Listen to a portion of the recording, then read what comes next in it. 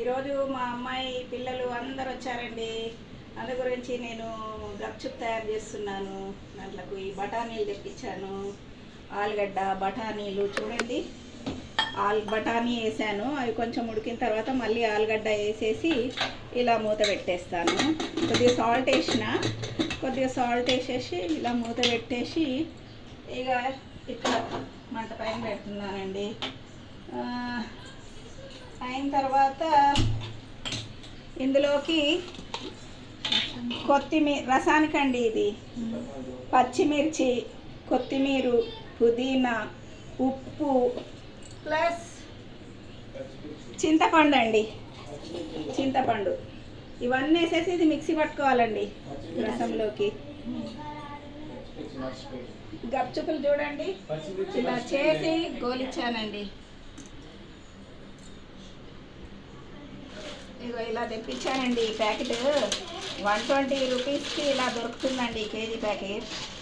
ఇవి చూడండి, ఇవి ఇలా ఉంటాయండి. ఇవి నూనెలో గోలిచ్చానండి. చాలా పొంగినాయండి, మంచిగా అయినాయి.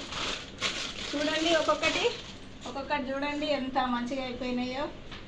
ఇలా అంటే కూడా సూపర్ ఉన్నాయి కదండి.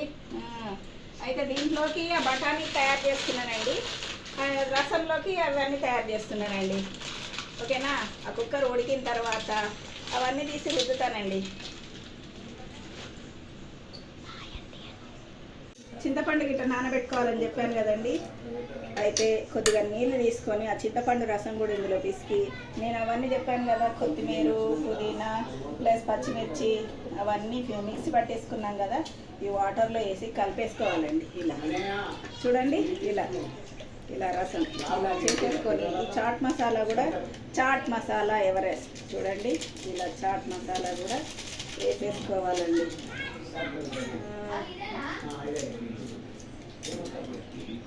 చాట్ మసాలా తర్వాత ఉల్లిగడ్డ కూడా చూడండి, ఇలా చిన్నగా పీసెస్ ఎంత చిన్నగా చేశాను చూడండి. సేమ్ బండి పైన చేస్తారు చూడండి, అలానే చేశాను. ఇలా కోసి పెట్టుకోవాలండి పక్కన. ఈ రసమిగా పక్కకు పెట్టేసుకోవాలండి. ఓకే, రసం పక్కకు పెట్టేసుకొని ఇప్పుడు ఇలా ఈ బఠానీలు పప్పు ఉడకబెట్టాను కదా, దీంట్లో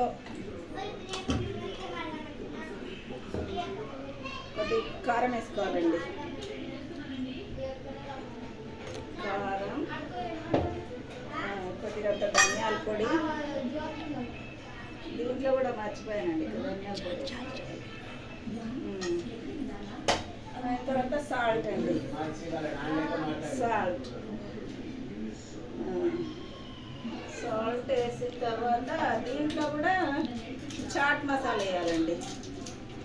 దీంట్లో కూడా చాట్ మసాలా చూడండి, ఇలా రుద్దాలండి. అన్నేసి మంచిగా రుద్దేయాలండి, సన్నగా అయ్యే వరకు, మెత్తగా సన్నగా మంచిగా అయ్యే వరకు మంచిగా రుద్దాలండి. ఇలా చూడండి రుద్దుతున్నాను, ఇలా రుద్దాలండి. మా పిల్లలకు గప్చుప్లు ఇవంటే చాలా ఇష్టం అండి. వాళ్ళు ఏమంటారంటే రాగానే అమ్మమ్మ ప్లీజ్ అమ్మమ్మ గప్చుప్ చేయమ్మమ్మ అంటున్నారండి. సరేలేరా చేస్తాను అని చెప్పేసి, ఇదేమంత ఇబ్బంది అండి, చేస్తున్నానండి. అందుకని కొత్తిమీర కూడా వేయాలండి. తర్వాత కొత్తిమీర కూడా నేను తరిగి పెట్టుకున్నానండి, కొత్తిమీర కూడా వేయాలండి.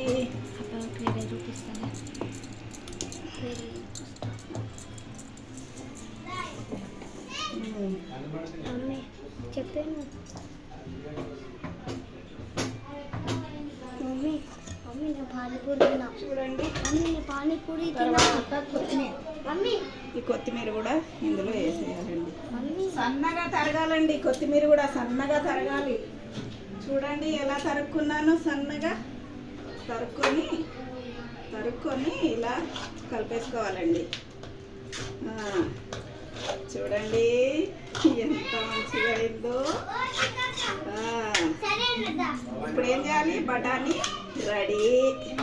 పెట్టి బఠానీ రెడీ తినడం ప్లస్ రసం రెడీ ప్లస్ చిన్నగా ఉల్లిగడ్డలు కోసేసుకున్నాను. ఇప్పుడు గప్చుప్లు గోలించుకున్నాను కదండి. ఇలా ఇదేం చేయాలా? కొంచెం మనం ఇందులో పెట్టేసుకొని ఈ ఉల్లిగడ్డ వేసేసుకొని కొద్దిగా రసం కూడా పోసేసుకోవాలండి. ఇలా చూడండి ఎంత టేస్టీగా ఉంటుందో. వావ్, నా మన్మరాలకు పెడుతున్నానండి చూడండి. చెప్పు సూపర్. సూపర్ మా పిల్లలండి, మా బిడ్డ అండి. అడుగు సూపర్.